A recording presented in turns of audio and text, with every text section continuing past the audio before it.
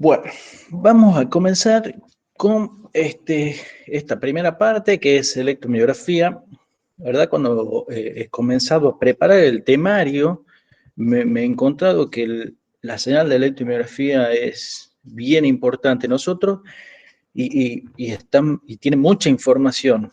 Sí, es más, cuando uno le aumenta el número de canales a las técnicas de registro de electromiografía, es cuando se empiezan a encontrar muchas más cosas, ¿no? Y empiezan a aparecer muchísimas técnicas de análisis. La verdad que las herramientas que se siguen usando, que las herramientas base de hoy en día, han sido desarrolladas en los años 90, un poco lo han perfeccionado en el 2000, en el 2010, 2015, hay review en donde las técnicas siguen siendo analizadas de la forma clásica. Hay muy poca innovación. ¿Por qué hay muy poca innovación? Y porque la fisiología, la dinámica de la contracción muscular todavía sigue siendo un foco de estudio, ¿no? Sigue siendo, se sigue investigando bastante. ¿Cómo puedo decir? Es muy rica en información la señal electromiográfica, pero está muy promediada. Ya saben ustedes que cualquier proceso que tenga información temporal, cuando ese número de procesos aumenta y se promedia, se pierde muchísima información. Entonces, rescatarla de ese promedio es difícil. Ustedes, para darles una idea, si ustedes tienen 100 series de tiempo y la promedian, el proceso inverso no se puede hacer, ya se ha perdido información. Entonces, lo que muchos investigadores buscan es de ese promedio, se puede llegar a algo, se puede llegar a esas 100 series de donde ha venido ese promedio. Bueno, eso es teóricamente posible, pero en la práctica es muy complicada, ¿no? Depende mucho de las características estadísticas de la serie de tiempo. Y bueno, y ahí ya empezamos a hablar mucho de lo que son las series temporales electromiográficas. Hoy vamos a ver algo simple, bueno, simple digo yo siempre, y después termina siendo un rollo, pero es algo que es lo que se hace actualmente, ¿no? Esta es una primera parte. La segunda parte ya es vamos a hacer muchos ejemplos, ahí vamos a utilizar estas cosas. En la primera parte, en esta presentación, vamos a ver básicamente la señal electromiográfica y por qué se la relaciona a las neurociencias. Vamos a ver un poquito de introducción, cómo la electromiografía, la neurociencia es el estudio del sistema nervioso central, básicamente. Y la electromiografía, cuando hablamos de electromiografía, hablamos de procesos que generalmente suceden en la musculatura esquelética, que están en la parte más periférica del sistema nervioso. Pero tiene que ver. Y le voy a dar una pequeña introducción, un pequeño ejemplo, y vamos a ver que uno de los trabajos que tienen que hacer ustedes es una investigación en neurociencia, ¿no? Cuando uno procesa las señales, tiene que tener en cuenta qué interferencia, qué ruidos tiene esa señal electromiográfica. Entonces vamos a hacer una pequeña revisión de las fuentes de interferencia. Vamos a ver lo primero que se le hace al electromiograma. Yo cuando daba la clase de instrumentación biomédica, en donde vemos el amplificador para la señal electromiográfica, yo dábamos los principios de cómo se generaba, y en esa clase les decía como primera aproximación que la información únicamente está en la amplitud de la señal electromiográfica, la información gruesa. Y empezamos a ver información en frecuencia cuando el músculo entraba en fatiga. Al espectro le pasa algo cuando el músculo se empieza a fatigar. Bueno, eso no es tan así. Vamos a ver que los modelos matemáticos que se han utilizado por los años 1977, esos modelos han permitido inferir acerca de las mejores herramientas que hoy en día se utilizan para hacer la estimación de amplitud. Vamos a ver la estimación de características espectrales. el espectro de una señal electromiográfica, qué información contiene, y vamos a ver que no únicamente no está relacionado a los procesos de fatiga, sino que podría estar relacionado a algunos procesos vinculados a la patología, ¿no? Vamos a ver acerca de la interpretación del espectro en frecuencia, qué información me proporciona ese espectro en frecuencia sin que entre fatiga en músculo. No necesariamente quiero ver los cambios en el espectro, sino por sí solo, qué información me proporciona. Vamos a ver la velocidad de conducción de las fibras musculares, que es una característica directamente relacionado al espectro de frecuencia. Están íntimamente relacionados, ¿no? Bien. Bueno, la señal electromiográfica no voy a entrar en detalle porque esto ya lo han visto, la mayoría ya conocen. Es la actividad eléctrica que uno registra, que la señal electromiográfica puede ser registrada en la superficie, o sea, con electrodos superficiales, o pueden ser registrados con electrodos intramusculares. ¿Está bien? Cuando ya pinchamos o colocamos un electrodo en el interior de la fibra muscular, ¿no? En el interior del cuerpo, de la musculatura, ¿no? ¿Cómo está generada y cómo? Bueno, es un proceso que en principio ya lo hemos visto. Por ahora, tenemos que tener en cuenta que básicamente una señal de electromiográfica es la sumatoria de muchos potenciales de unidad motora. ¿Qué son los potenciales de unidad motora?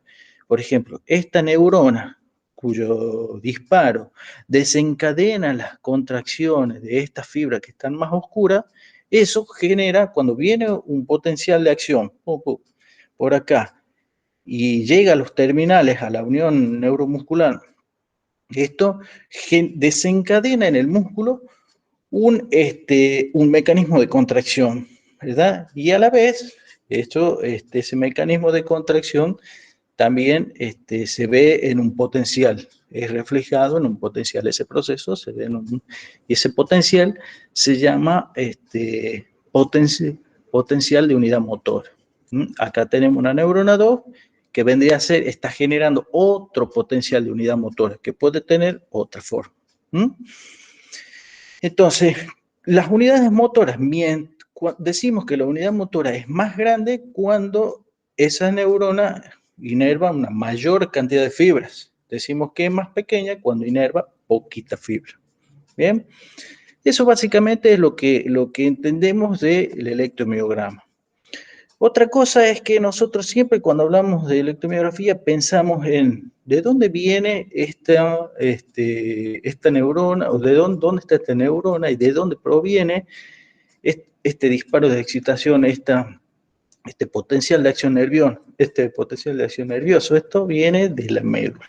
No pensamos en niveles superiores porque no podemos, o sea, ¿qué es lo que pensamos? El electromiograma no lo podemos relacionar con cosas más centrales, o sea, no importa de dónde viene.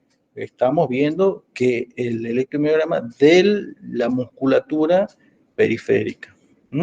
Generalmente no lo relacionamos, pero no hacemos muy bien, digamos. Eso es lo que uno pensaría.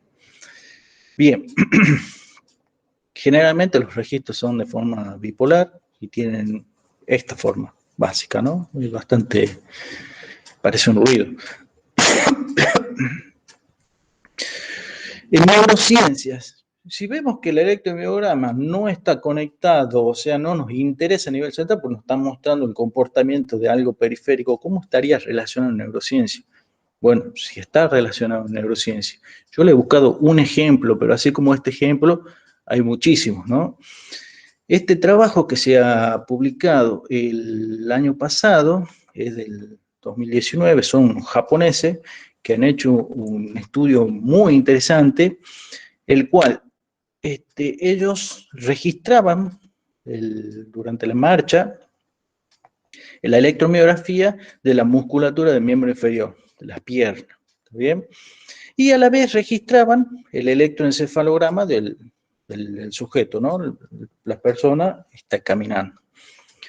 ¿Qué es lo que plantean en este estudio? Que, por un lado, yo a esta activación, a esta activación muscular que se produce en los miembros inferiores, yo puedo cuantificar la eficiencia de la coordinación de estos músculos a través de la sinergia. La sinergia, que es la coordinación, es un parámetro que me indica cuán coordinado están esos electroencefalogramas para producirme ese movimiento. Bueno, los japoneses han calculado eso por acá, por un lado, la sinergia, la característica de sinergia de la musculatura.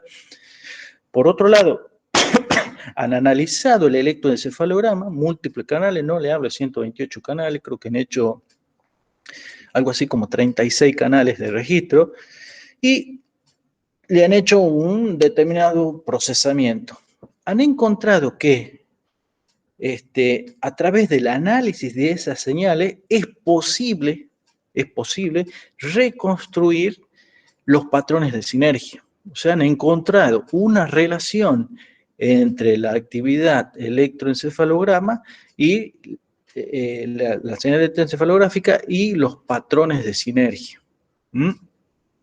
Fíjense que acá tenemos 3 patrones de sinergia distintos porque se han calculado, por ejemplo, el patrón de sinergia 1 es calculado por la coordinación de estos 3 músculos. Bien, el patrón de sinergia 2 involucra estos 3 músculos, que son diferentes en conjunto, pero involucran los mismos elementos salvo este. Patrón de sinergia 3 y así. ¿Bien? Esto es un resumen, ¿no? Es vendría a ser un abstract gráfico de lo que han hecho ellos. Entonces hay una relación entre lo que está sucediendo a nivel cerebral.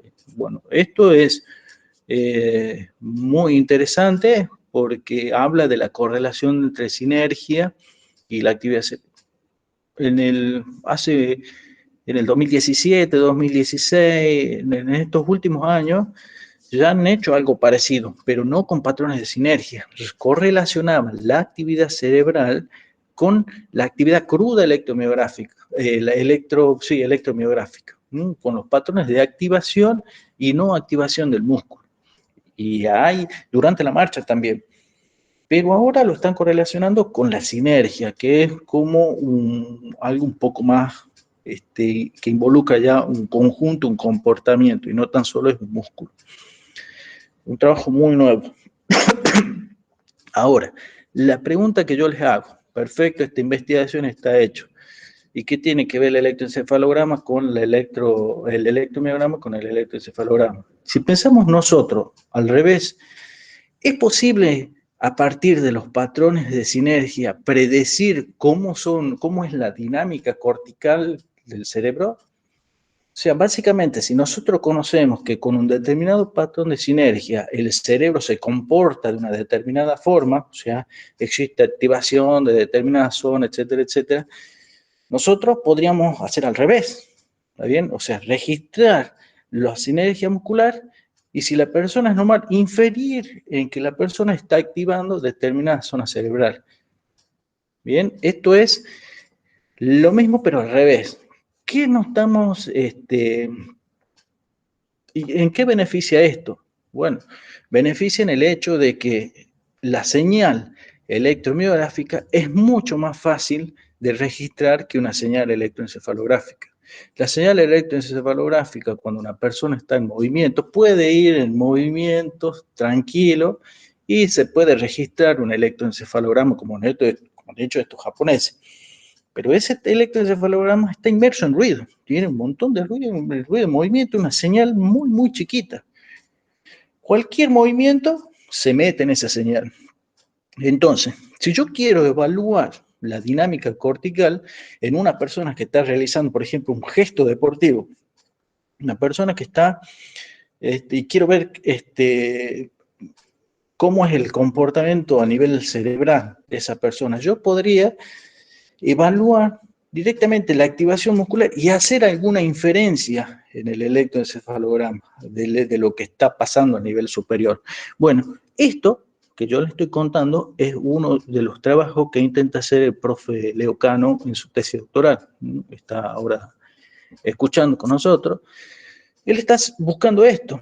¿Por qué? Porque en el campo abierto, cuando las personas hacen deporte, es más fácil registrar un electromiograma que un electroencefalograma. ¿Está bien? Y a partir de un electromiograma, con las técnicas de análisis adecuadas, uno podría llegar a inferir qué es lo que pasa a nivel cerebral. Bien,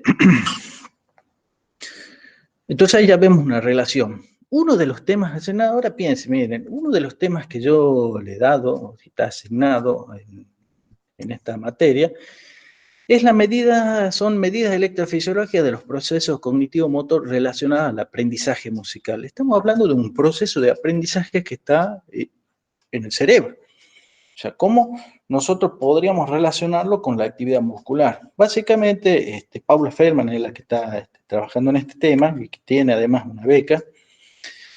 Ella, o sea, nosotros pensamos que el proceso básico sería la optimización de contracción de la coordinación motora para tocar una nota musical está optimizado, o sea, encontraríamos un patrón de sinergia alto. No sabemos todavía porque no lo hemos evaluado. Y eso indicaría un nivel de aprendizaje, un estado de aprendizaje que se está desarrollando a nivel cerebral. ¿Mm? En este estudio ya hemos hecho algunas experiencias, hemos hecho registro de múltiples señales de electromiografía, muchos canales, y hemos registrado la actividad miográfica para cada una de estas posiciones. Acá en la musculatura que está siendo monitoreada son los flexores, y cada vez que marcamos una nota, hacemos una contracción, y ese patrón de contracción, nosotros queremos ver, en principio queríamos ver cuán bien se diferenciaba de una nota u otra. ¿Mm? Fíjense que ahora, extrapolando un poquito esta experiencia que ya la estuvimos realizando, es a través del electromiograma, nosotros podríamos obtener, que es lo que va a hacer Paula, espero que esté tomando nota de esto, se pueden hacer medidas de sinergia muscular. O sea, hay muchos canales. Entonces, en principio están registrando la actividad de mucha actividad muscular, digamos, de varios músculos. Podríamos encontrar alguna modalidad de sinergia muscular y, por ejemplo, se podrían responder cuestiones como la sinergia muscular en la ejecución de la nota 1 es menor o mayor que la obtenida para la nota 2. Esta sinergia muscular, como dicen los japoneses en la introducción de ese trabajo, dice que si la sinergia muscular es menor, significa que los músculos como que están actuando en forma desorganizada, eso está relacionado a una mayor actividad cerebral. Eso es la teoría y en base a otras investigaciones. No hay un paper que todavía haya puesto la ficha en que eso es totalmente cierto, pero es la hipótesis de muchas investigaciones. Entonces, mientras mayor sinergia yo encuentre en la nota musical, eso significa que al músico no le ha costado mucho trabajo cognitivo. ¿Está bien? Ese es más o menos el concepto. Y es la base del trabajo. Puede ser una tesina de graduación sin que vayamos a registrar la señal cerebral.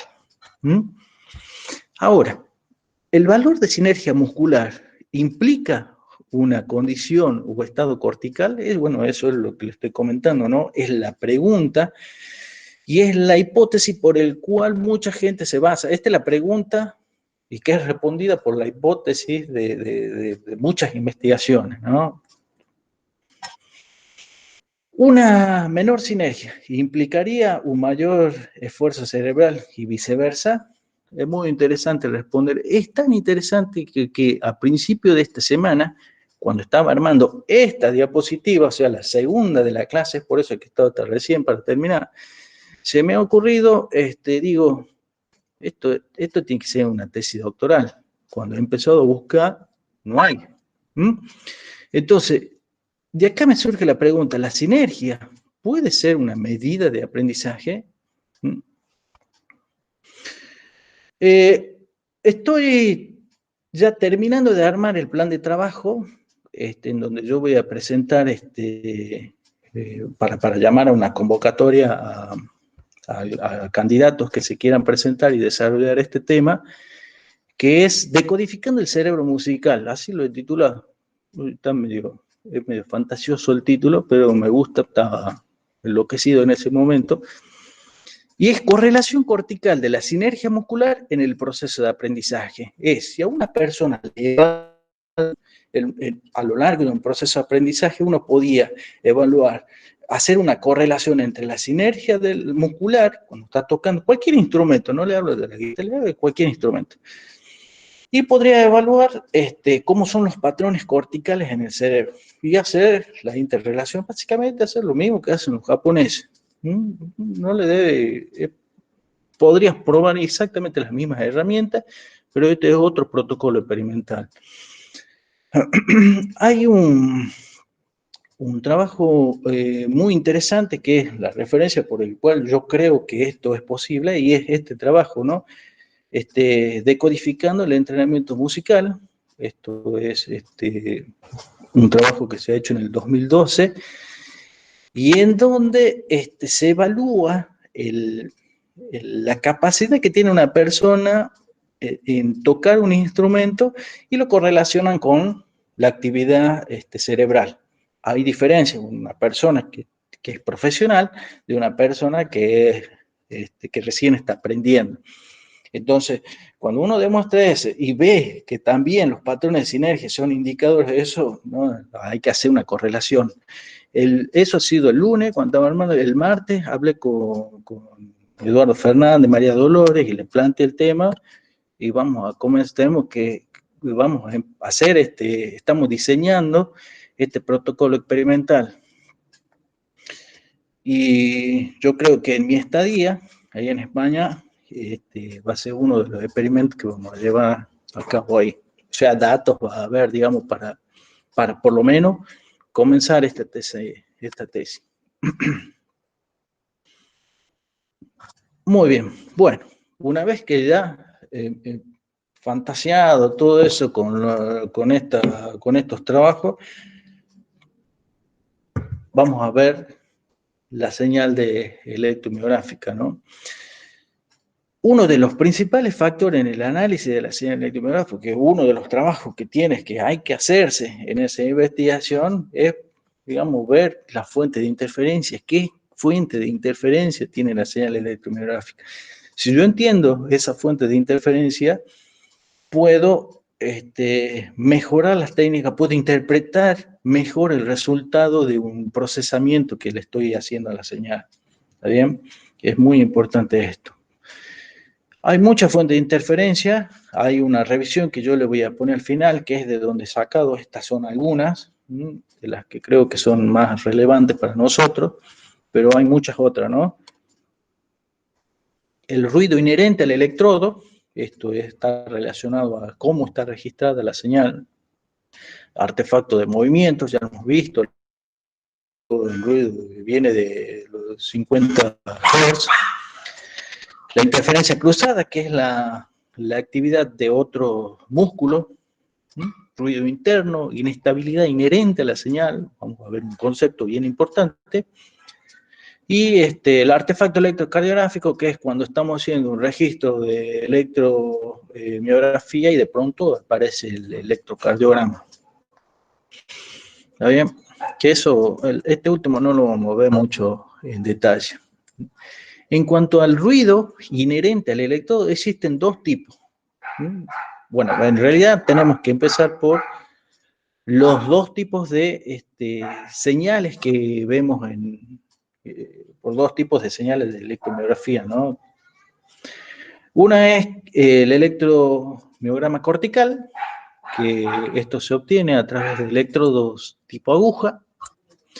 Estos electrodos pueden ser o electrodos tipo aguja, o pueden ser con unos alambres muy finitos que se dejan dentro del músculo. Fíjense acá en la figura, acá tenemos una cánula, generalmente es una cánula metálica, que es como una aguja de esa hipodérmica, ponen inyección, y por dentro le hacen pasar, hay unos alambres muy finitos.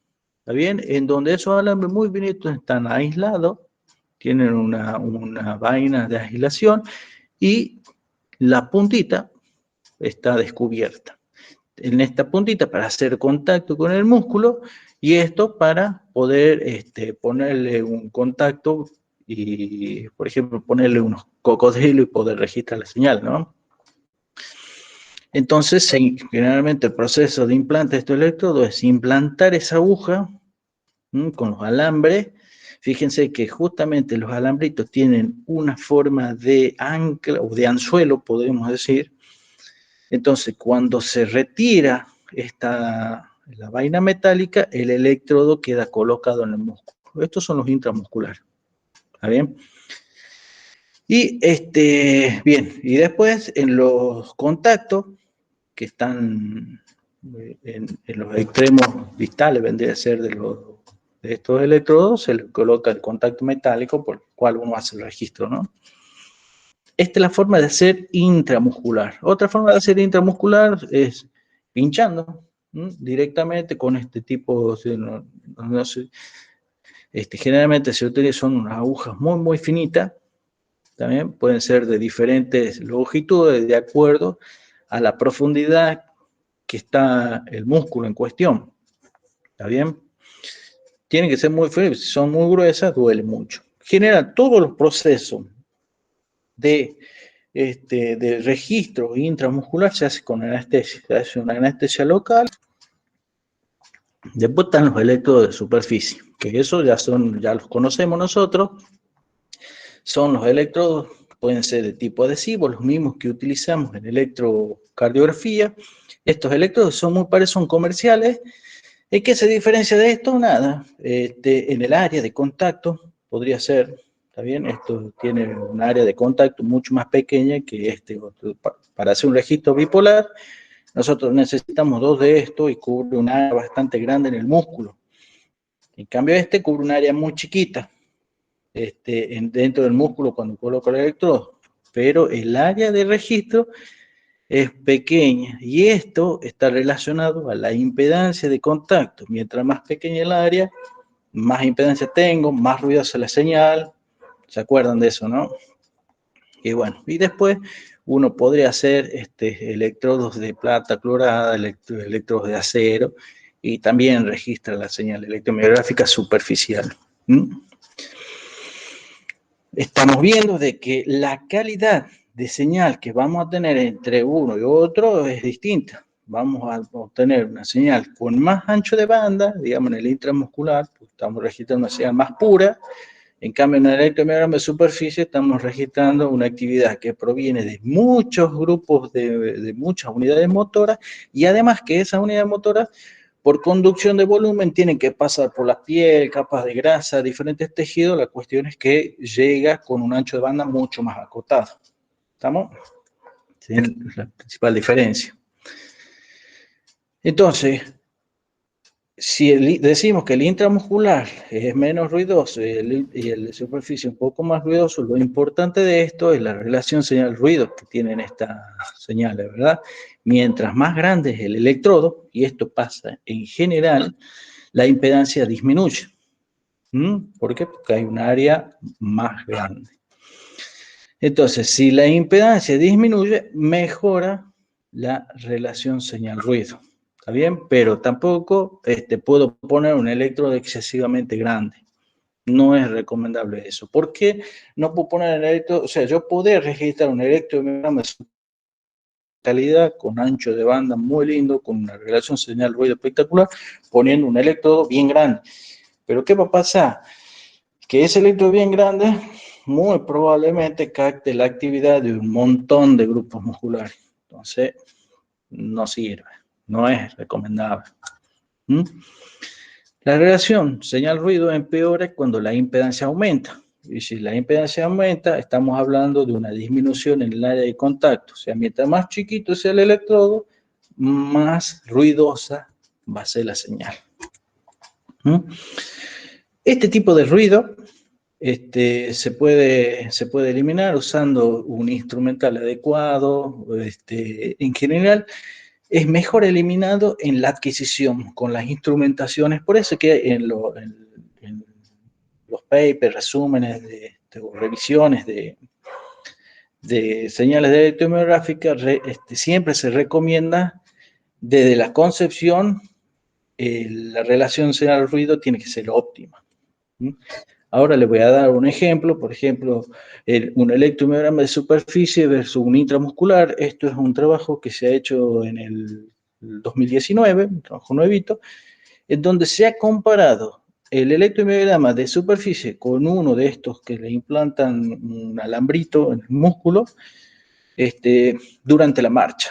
¿Está bien? Han hecho registros durante la marcha, básicamente en 4 grupos musculares, los gastronemios medial y lateral, que están en estas posiciones. En estas que está con rayitas se ha colocado los electrodos de superficie, y en estos más chiquititos se han colocado los alambritos. Superficie, este es el medial, este es el músculo sóleo, y este es el flexor largo del dedo gordo, también se ha colocado un electrodo. Y se han visto básicamente, acá está aquí está todo, las piernas llenas de cables, de electrodos. Por supuesto hay una pequeña anestesia sobre la piel, no tiene que ser mucha porque si no afecta el músculo y ya no es lo mismo, pero ahí hay para la colocación de los electrodos intramusculares, ¿no? ¿Qué se ha visto? Básicamente, bueno, la persona ha caminado, ha hecho una actividad de marcha. Acá tenemos, por ejemplo, en tiempo igual a 0 es el contacto del talón, el inicio del empuje en este punto, después de los 250 milisegundos, y acá vuelve a despegar. Esto vendría a ser como un ciclo de la marcha. ¿Está bien? Desde que hace contacto hasta que despega el talón. Fíjense, este es el electromiograma de superficie tomado en uno de los músculos, y este es el contacto esto es del flexor del dedo gordo, y esto también del flexor del dedo gordo, pero con alambre. Fíjense la diferencia entre uno y otro. Estamos viendo de que esto tiene componentes, podría tener componentes de más alta frecuencia. Y ahí está el concepto de, sí, es verdad, o sea, como no tiene que pasar por la piel y todo eso, entonces lo veo con un mayor ancho de banda. ¿Está bien? Acá está para el músculo sóleo, se ve en algunos casos con menor amplitud. Acá está clarita la diferencia, fíjense, tengo una señal mucho más rápida que la que tengo acá arriba, y así. Estos autores querían mostrar que el electromiograma de superficie proporciona la misma información que el electromiograma intramuscular. ¿Está bien? Porque uno dice, no, es de superficie, no tiene buena calidad. No.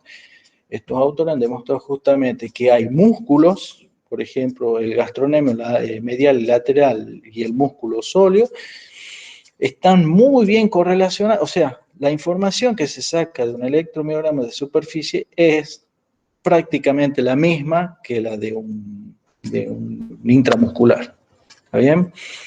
Esto es para el análisis de la marcha. No se han hecho un estudio de espectro en frecuencia ni nada de eso. O sea, lo que acá querían ver es si en forma práctica ambos metodologías proporcionan informaciones similares.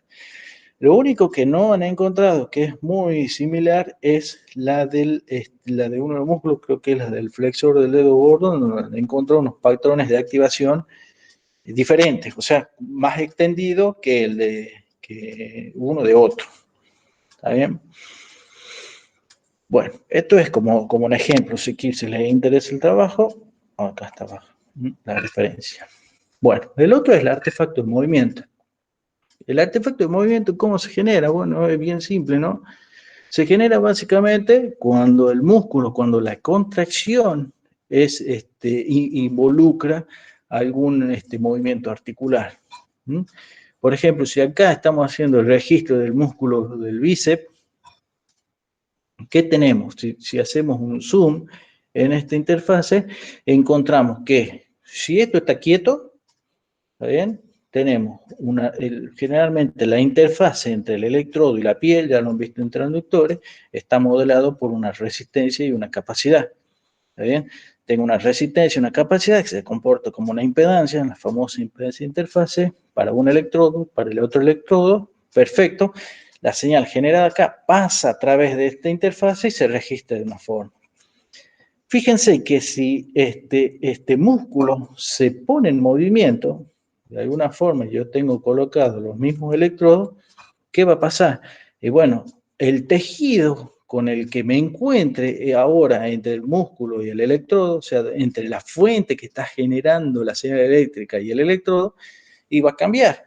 ¿Está bien? Porque cambia de posición, cambia las condiciones de propagación de esa actividad eléctrica. Entonces el R es distinto, R', C'. Por lo tanto, la actividad que yo registre va a ser diferente. ¿Mm? Lo importante de todo esto es que el contenido en frecuencia de la actividad sigue siendo el mismo. Lo que va a cambiar es, bueno, este cambio. ¿Cómo cambia de R a R'? Y bueno, cambia con la velocidad con que haga el movimiento. O sea, ¿qué es? ¿Y el movimiento a qué frecuencia la realizo? Generalmente se realiza una frecuencia. Si lo realizo a 2 Hz, soy flash. Más o menos, bueno, yo voy a ponerme. Pero generalmente son de baja frecuencia. ¿Está bien? Realizo movimientos bien lentos. Entonces, estos cambios se ven en el electromiograma como una componente de baja frecuencia. ¿Vamos? Acá tenemos un ejemplo de una señal que tiene diferentes tipos de artefactos de movimiento. Este tiene uno en particular que se llama, es como una tendencia lineal. O sea, cada vez que realiza una contracción, cuando queda en reposo, es como que se llama drive en inglés, como que cae en forma lineal la cosa, ¿no? Acá vemos un artefacto de movimiento, fíjense cómo afecta la base. Acá vemos una señal otra señal electromagnética que tiene la base se ve que a lo largo de todo el registro se mueve. ¿Mm? Bien. Si nosotros pudiéramos hacerle un espectro de los diferentes tipos de ruidos, si la señal electromiográfica tiene un espectro de esta forma, el ruido eléctrico generalmente es un ruido que se encuentra en todo el ancho de banda. Si hay ruido eléctrico, es en todo el ancho de banda. Eso generalmente lo quitamos con un promedio móvil, ¿se acuerda? Cuando veíamos filtrado, ¿no? El espectro de la interferencia, 50 a 60 Hz, está bien clavado en esa frecuencia, y el artefacto de movimiento es de baja frecuencia. Bien, generalmente tiene un ancho de banda que va desde 1 a 10 Hz. ¿Bien? No está incluido 0 Hz porque si está 0, si hay una componente de continua y no hay un artefacto de movimiento, pues está quieto. Entonces, de 0,5, 1 a 10 Hz. No hay más. No hay un movimiento mayor a 10 Hz. Bueno, por lo menos yo. Entonces, esto se quita con la aplicación de filtro. Entonces, la metodología clásica para quitar esto, un filtro. Los filtros que ustedes ya conocen, un filtro de Butterworth, un filtro FIR, un filtro IR, cualquiera de esos funciona perfectamente. Acá tenemos un ejemplo. Esto está registrado durante un movimiento repetitivo muy rápido. Por ejemplo, fíjense que son movimientos bien rápidos, ¿no? Es tan grande la interferencia de movimiento que la señal electromiográfica es muy difícil de ver. Entonces uno diría, no, es muy grande esa interferencia y muy probablemente me está quitando información información electromiográfica. Pero no. Si yo a cualquiera de estas tres tienen artefacto de movimiento, pero están hechos no se ve, o sea, estamos viendo aparentemente todo el ruido. Si le pasamos un filtro, pasa alto, o sea, quitamos todas las componentes de 10 Hz para abajo y aparece perfectamente la señal. electromiográfica. Entonces, sin duda alguna, cuando tengan una interferencia bien fea de movimiento ocasionado por el movimiento, pónganle en un filtro y confíen en que esos datos son buenos. Por supuesto hay que verificarlo, ¿no? O sea, esto es todo, hay que probar, hay que ver si realmente es posible de que esa señal electromiográfica sea, no sea, etcétera, etcétera, ¿no? Pero es el procedimiento más adecuado. Este trabajo está descrito en estos datos, digamos, están escritos descrito acá y pueden ver de qué se trata esto, como para tener una idea, la génesis de estas señales, ¿no? De dónde provienen. El ruido electromagnético es la interferencia de líneas 50 Hz y generalmente puede llegar a ser muy molesta, ¿no? Puede ser hasta 3 veces más grande que el electromiograma.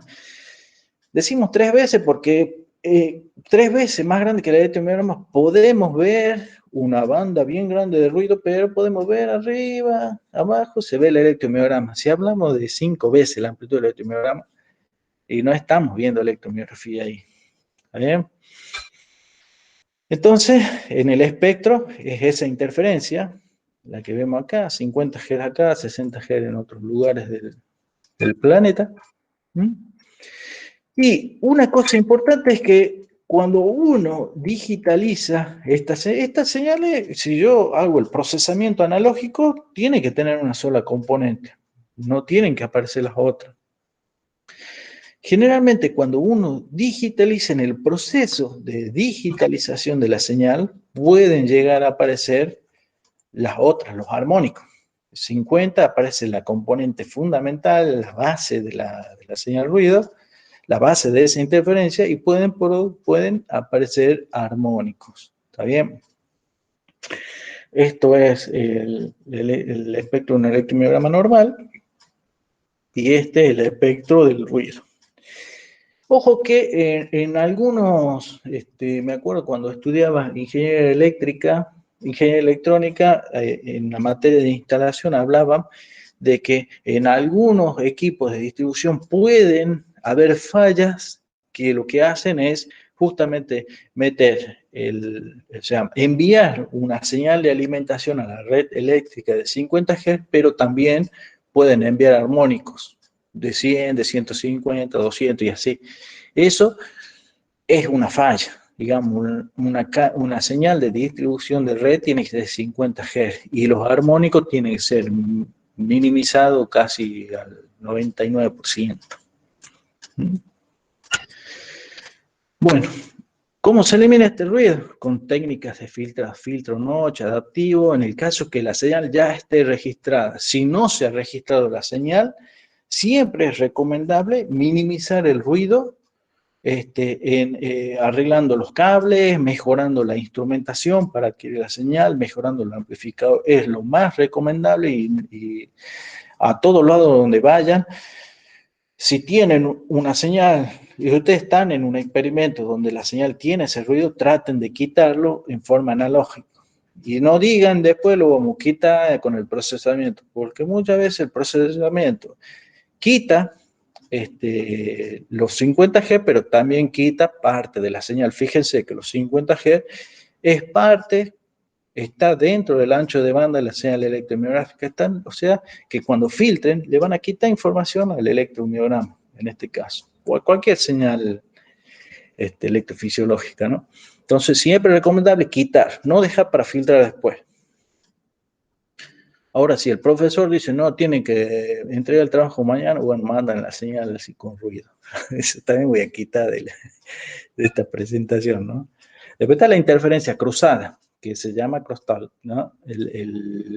¿Qué pasa acá? Que el electromiograma que a nosotros nos interesa es interferido, contaminado por la actividad de los músculos que están al lado, ¿no? De los músculos vecinos.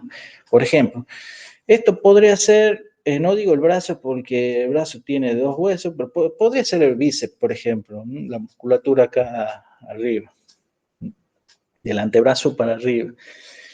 Esto es esquemático únicamente. Y acá coloco diferentes electrodos. Cada uno de estos electrodos Por ejemplo, el electrodo electromiográfico 2, que es un electrodo de superficie, recoge la actividad de esta área muscular. O sea, básicamente lo que está registrando es la actividad del músculo A. Perfecto. El electrodo que está registrando el electromiograma 3 va a registrar la actividad del músculo A, pero fíjense que también registra la parte de la actividad muscular de B. ¿Está bien? Entonces, esta señal ya tiene una interferencia cruzada, ya tiene la interferencia de otros músculos.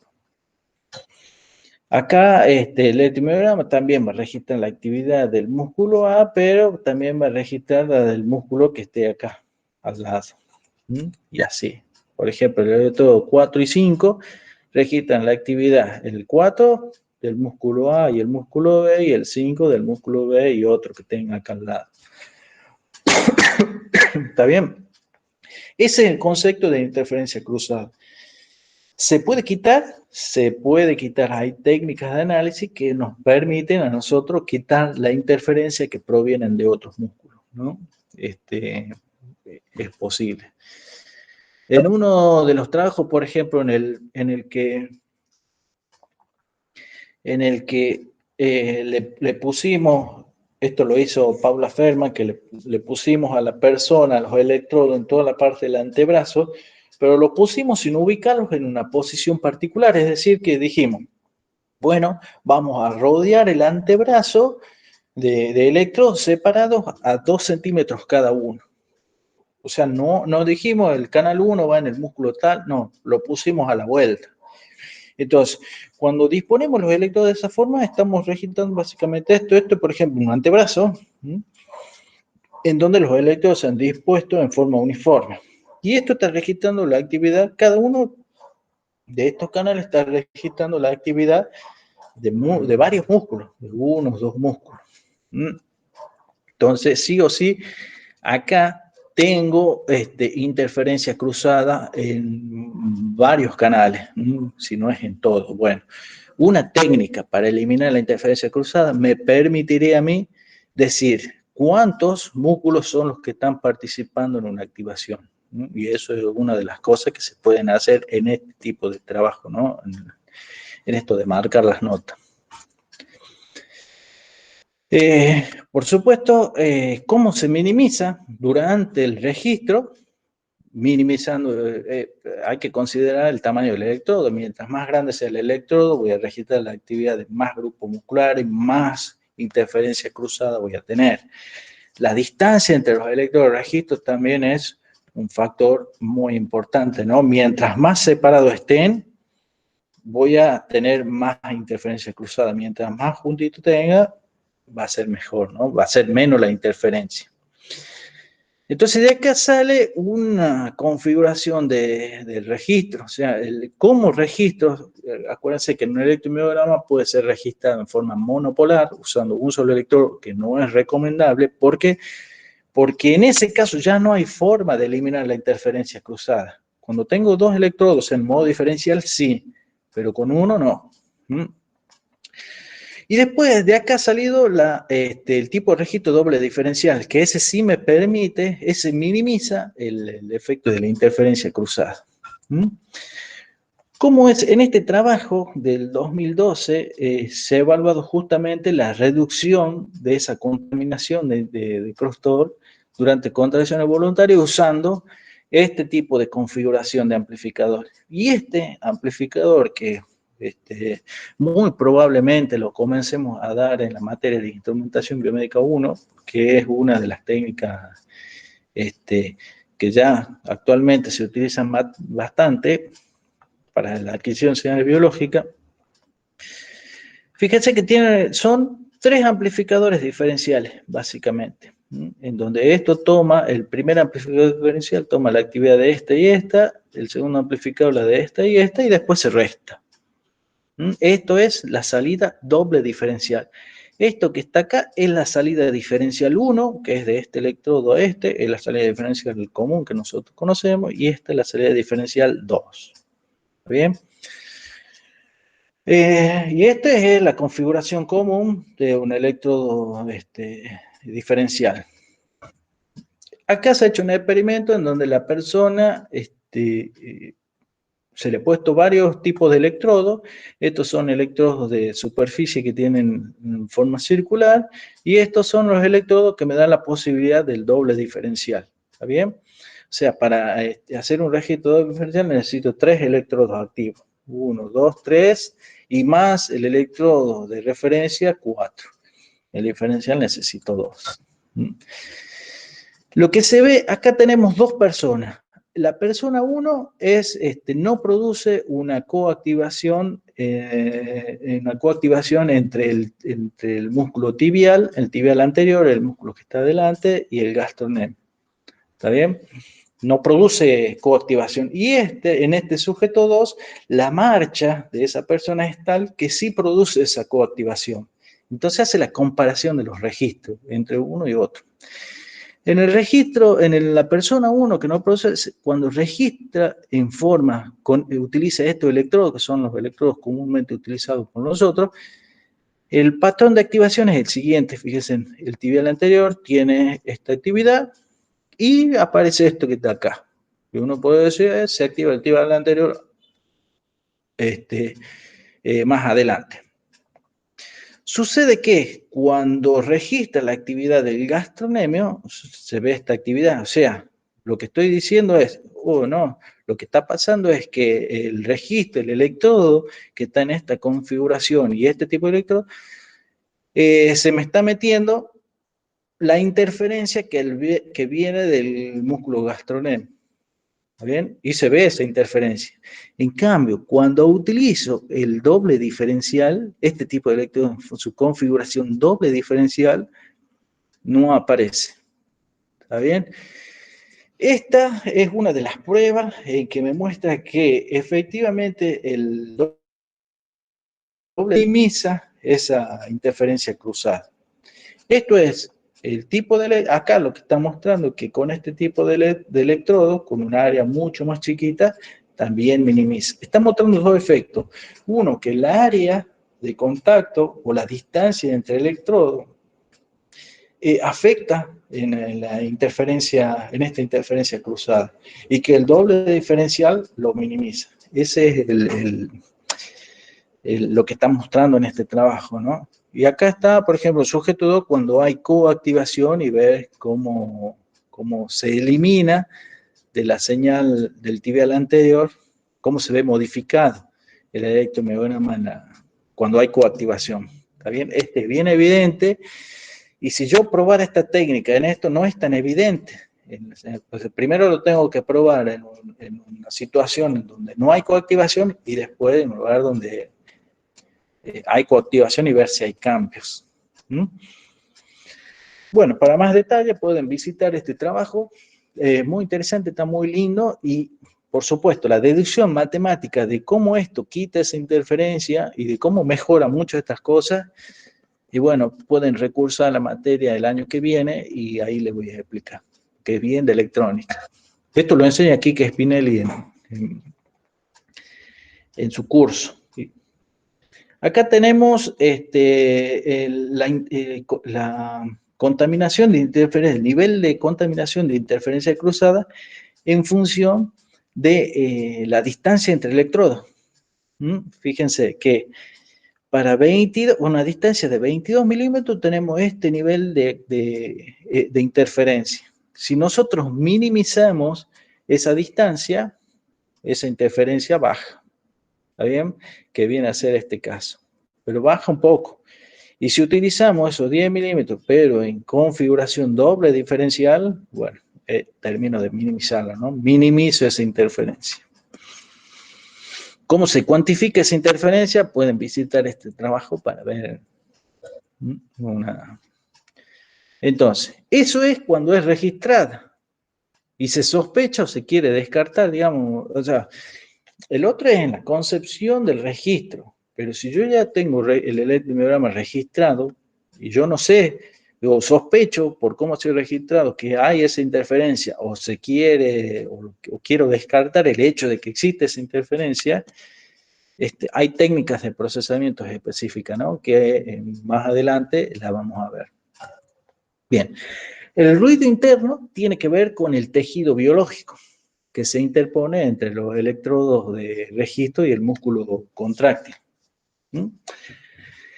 En general se sabe que esa cantidad de tejido que hay entre el músculo y el electrodo afecta a la señal de electromiográfica, o sea, el espesor, el grosor de ese tejido, el tipo de tejido que hay entre el electrodo y el músculo, todo eso afecta, ¿está bien? Generalmente, ¿cómo afecta? Y bueno, la señal se ve deformada, o sea, si eso lo modelamos como una resistencia y una capacidad, obviamente la señal electromiográfica original genera el músculo, va a sufrir una especie de deformación, atenuación, corrimiento de fase, dependiendo de qué es lo que hay en el camino. Eso se conoce como ruido interno, ¿está bien? Y es algo que generalmente no lo podemos quitar con nada. ¿Mm? Después está lo que es considerado como ruido, es el hecho de que la amplitud de la señal es inherentemente aleatorio, es inestable, podríamos hacer, ¿no? Si nosotros pensamos que el electromiograma básicamente está formado por la actividad de motoneuronas, como le había dicho al comienzo, lo que se sabe y lo que se ha demostrado es que la frecuencia de disparo, la tasa de disparo de estos potenciales de las motoneuronas tienen carácter aleatorio. O sea, la distancia entre esos potenciales nunca es el mismo, siempre va cambiando, va regulando, va cambiando, por ejemplo, de más frecuencia, menos frecuencia, tiene un movimiento, por más que la contracción sea de tipo estacionario. Podemos estar haciendo una contracción isométrica, fija, pero el reclutamiento de fibras, esos potenciales, van cambiando, se van regulando. Entonces, si pensamos en que toda esta frecuencia de estos potenciales, esta frecuencia de disparo, están cambiando, cuando yo vaya a sumar eso, voy a ver un electromiograma probablemente uniforme, pero la amplitud, que es con el cual, la amplitud es por el cual están formadas básicamente la señal electromiográfica, esa amplitud tiene características de tipo aleatorio, nunca va a ser estacionaria, ¿está bien? Tiene ahí una componente aleatoria, y esa inestabilidad, esa característica aleatoria de la amplitud, se lo conoce como una fuente de interferencia o como una fuente de ruido en la señal electromiográfica. No se la puede quitar porque es algo inherente de la señal, pero sí se puede tener en cuenta para los análisis, ¿bien? Para los análisis en amplitud, específicamente estamos hablando de la amplitud de la señal. Bueno, vamos a las técnicas de análisis para el electromiograma, ¿no? Vamos a ver técnicas simples para electromiograma de canal único. Cuando yo tengo un solo registro de señal mioeléctrica, se pueden hacer dos cosas. Uno es la estimación de amplitud o la estimación de características espectrales. Hay otras cosas, pero esto es lo básico, ¿está bien? Dentro de lo que es la estimación de amplitud de la señal, yo les había comentado alguna vez que es suficiente con aplicarle un RMS a la señal a un determinado segmento. Con eso me da información de amplitud. Hay una cosa que hay que tener en cuenta. Ya en 1952, Inman, a él se le acredita el primer estimador de amplitud de continuo en la señal de electromiograma. Esto lo ha hecho para señales, para contracciones isométricas. ¿En qué consistía su estimador de amplitud? Básicamente, porque esto lo hacía obviamente no lo hacía digital, sino que lo hacía en el dominio analógicamente, ¿está bien? Consistía en una etapa de rectificación y en una etapa de carga y descarga. ¿Esto qué es? Esto me suena a un demodulador de amplitud, y es eso. Etapa de rectificación, un diodo o una configuración en donde la señal es rectificada. Y la etapa de carga y descarga, que es actúa como filtro. Entonces, de ahí recupero la forma de la señal, ¿no? Por darles un ejemplo, supongamos que quiero estimar la amplitud de esa señal que está registrada durante una contracción isométrica. Bien, tengo amplitud, tiempo y la señal tiene esta característica. Cuando esa señal pasa a través del diodo, ¿qué va a pasar? Bueno, si pasa por un diodo, voy a tener rectificación de media onda. Si pasa por una configuración de onda completa, bueno, obviamente lo que está, las ondas, los semiciclos que están por debajo, van a pasar hacia arriba, o sea, la rectificación de onda completa. Pero supongamos que tenemos una rectificación de media onda. Eso es lo que tenemos acá. Cuando entra a la etapa de carga y descarga, ¿qué va a pasar? Y bueno, el capacitor se carga a un determinado potencial, vendría a ser el potencial de pico de este semiciclo. Una vez que se carga el potencial de ciclo, cuando este potencial baja, el capacitor no descarga automáticamente. Bien, el capacitor mantiene su energía y lo que va haciendo es descargar a través de la resistencia. Y esto lo que hace es que el proceso tenga carga y descarga. Carga cuando se encuentra con un pico, descarga, ¿verdad? Y fíjense, ¿qué es lo que estamos encontrando? La amplitud de la señal. Este ha sido uno de los primeros estimadores de amplitud que ahí al poco tiempo nomás se ha mejorado. ¿Cuál es la dificultad de este estimador de amplitud? Bueno, que la distancia, o sea, yo puedo estimar los valores de IRC para que, fíjense que si yo hago carga y descarga, bueno, hay picos que no me están contemplando, como en este caso. ¿Ve? Entonces, la dificultad es esa. O sea, estoy recuperando parcialmente la actividad, la amplitud de la señal electromiográfica. Si esto es para contracciones isométricas, porque si es para contracciones dinámicas, esto ya no funciona, ¿no? Con una rectificación de ondas completa se mejora la estimación, obviamente voy a tener más picos hacia arriba, la estimación va a ser mejor y probablemente esta forma como de Ripley va a minimizar. Es más, el trabajo de 1952 de Inman es con rectificación de onda completa. Yo lo he explicado con rectificación de media onda porque justo esta semana he dado la clase de impedancimetría. Entonces lo explico de esta forma. Después de este trabajo, se han estudiado diferentes tipos de detectores no lineales. Esos detectores trataban de que no se salten esos picos locales.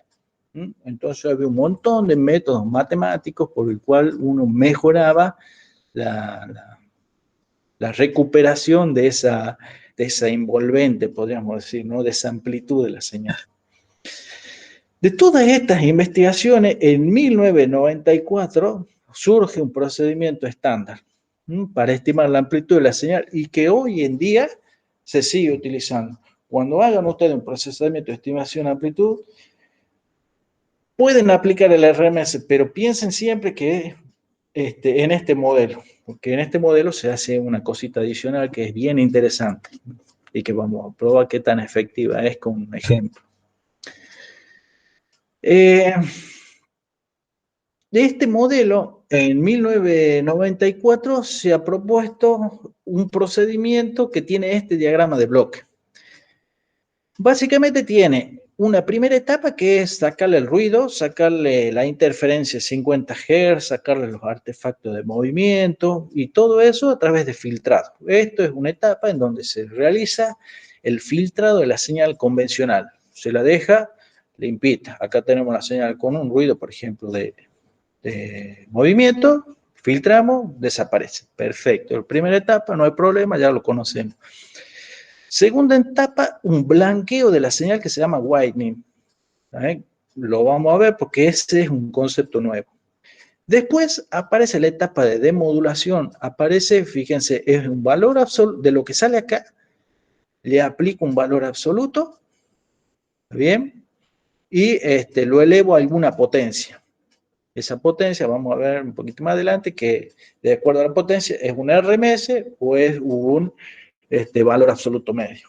Se suaviza y se relineariza para volver a la amplitud, para que la amplitud de la señal de MG que yo estoy estimando tenga la misma unidad que la señal de entrada, porque si no, acá en el camino, esa información de amplitud se puede llegar a perder, se puede escalar a algún otro valor y no la puedo recuperar. Esta es una etapa en la cual yo recupero esa amplitud. ¿Está bien? Fíjense que acá de la salida de la señal 3 se rectifica, básicamente la rectifica, la elevo a la primera potencia, es un valor absoluto, es una rectificación común.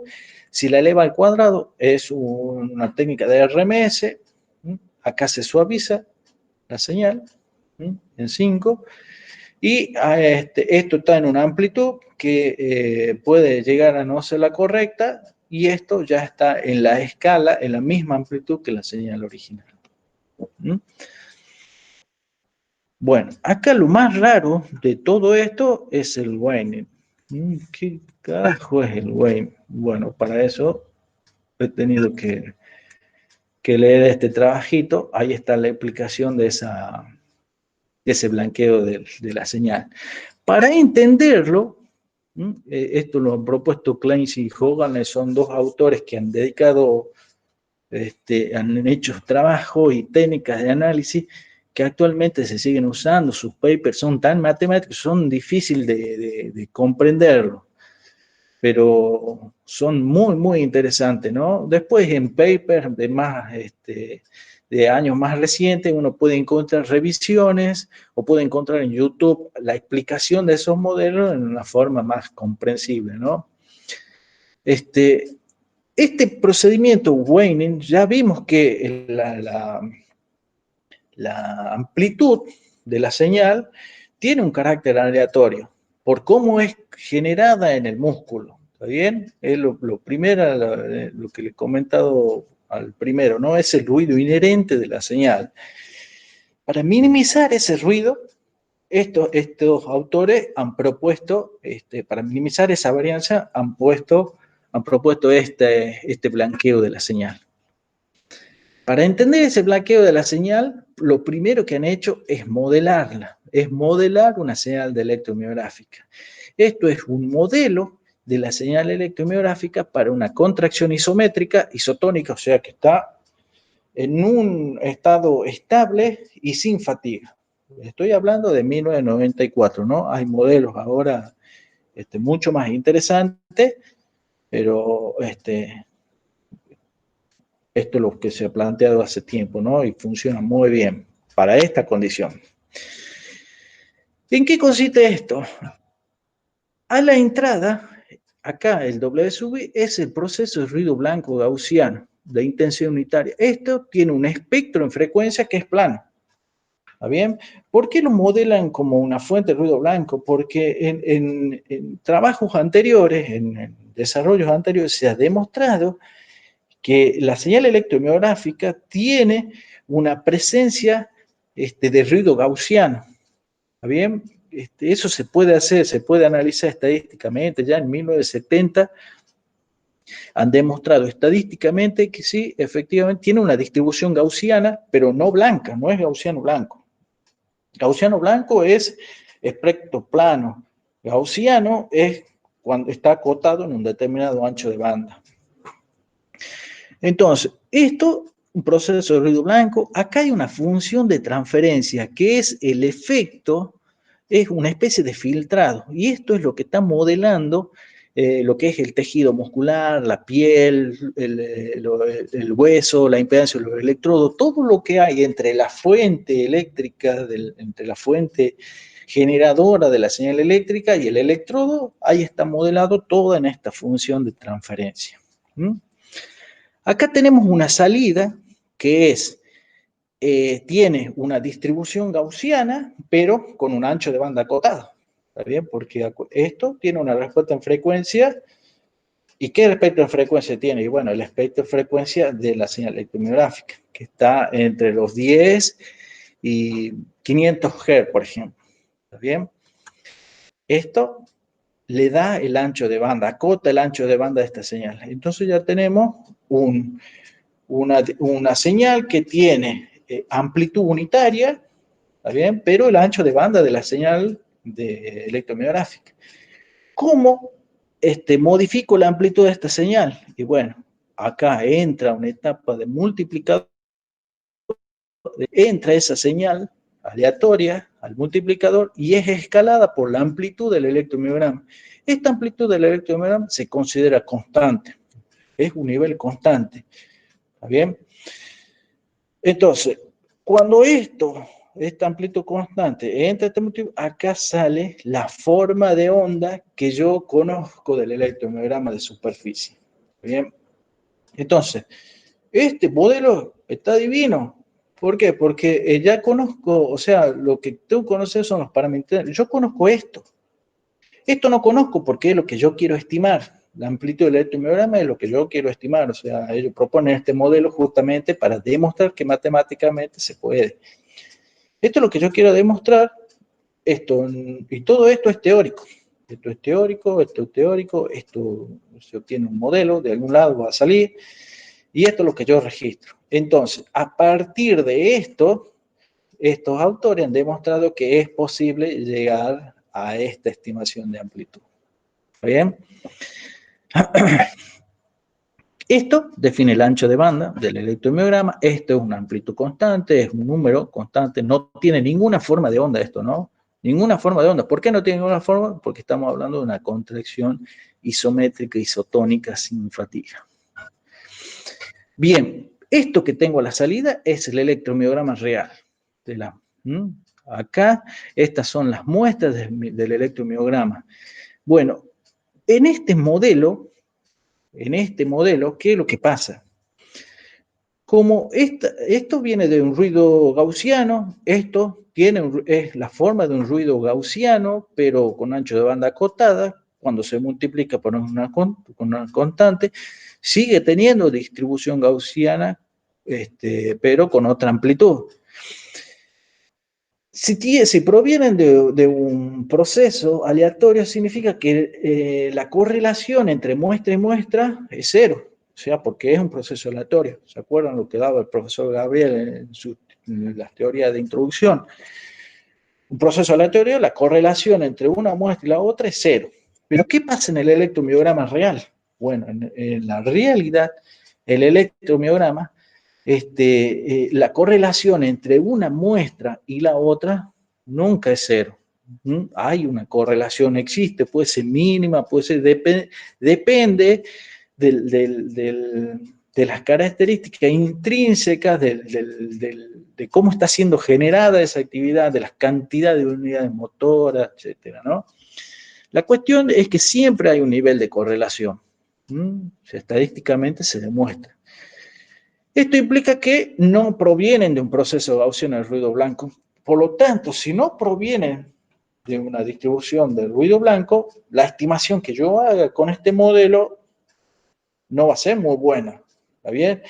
Y esa estimación que no es muy buena es la gran varianza que yo veo en este tipo de estimación. Entonces, ¿qué es lo que hago con eso? ¿Cómo puedo solucionar esto?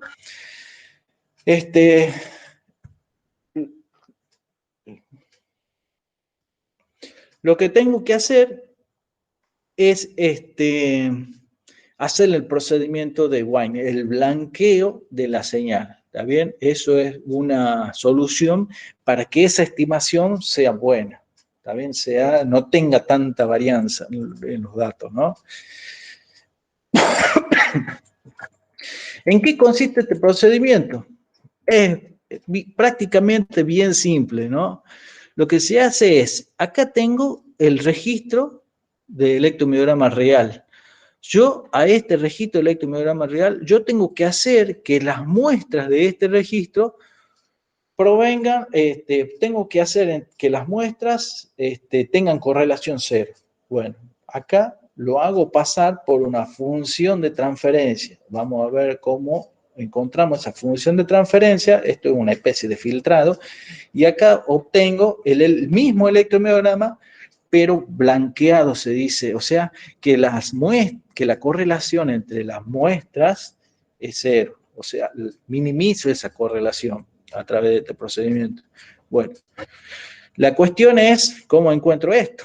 Esto es la función de transferencia a la -1. ¿De dónde sale? Si yo no he querido hacer la deducción matemática, pero si ustedes plantean las ecuaciones matemáticas de esto, o sea, ponen el n sub i es igual al h del tiempo por esto, ¿está bien? Y después se multiplica por eso, van a encontrar que este m sub i pasa por el procedimiento inverso. ¿Está bien?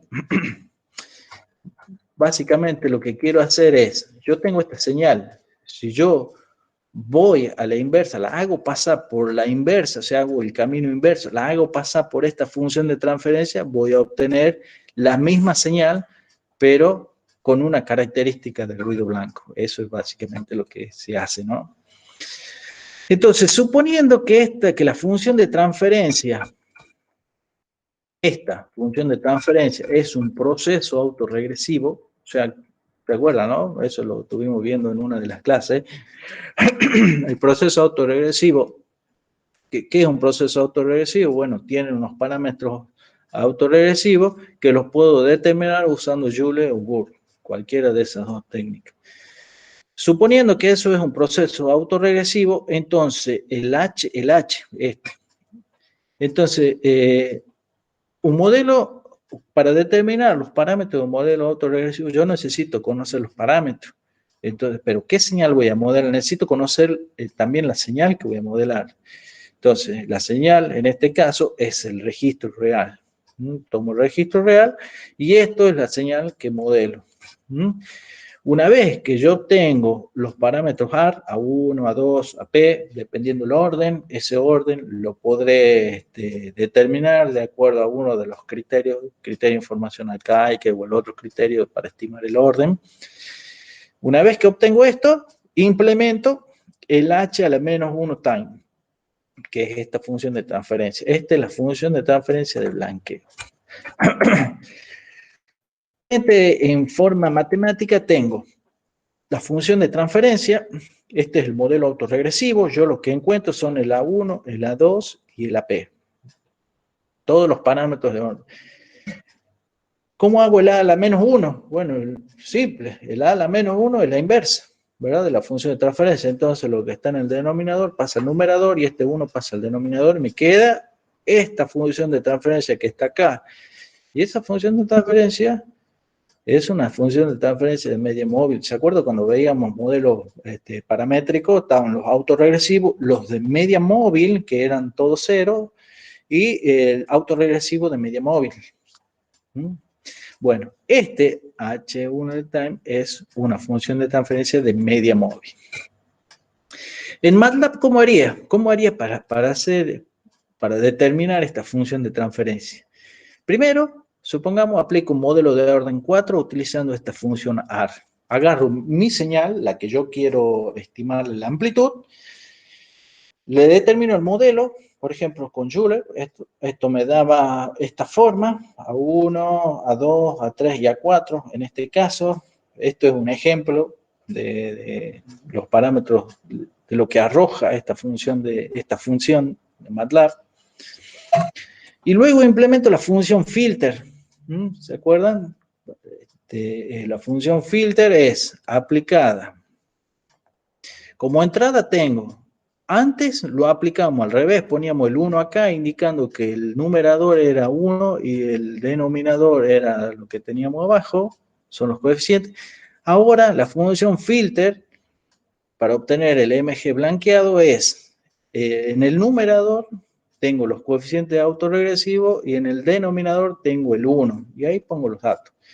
Esta función me entrega el MG blanqueado. Es bien simple, ¿no? Ahora, finalmente lo que he logrado es que las muestras no estén correlacionadas. En estos trabajos, en 1980, hay dos trabajos principalmente porque son dos revisiones bien lindas para leer, demostraron que el mejor estimador de amplitud para tratar con señales que no están correlacionadas es el RMS. El RMS y después otros autores han demostrado que es el valor absoluto medio.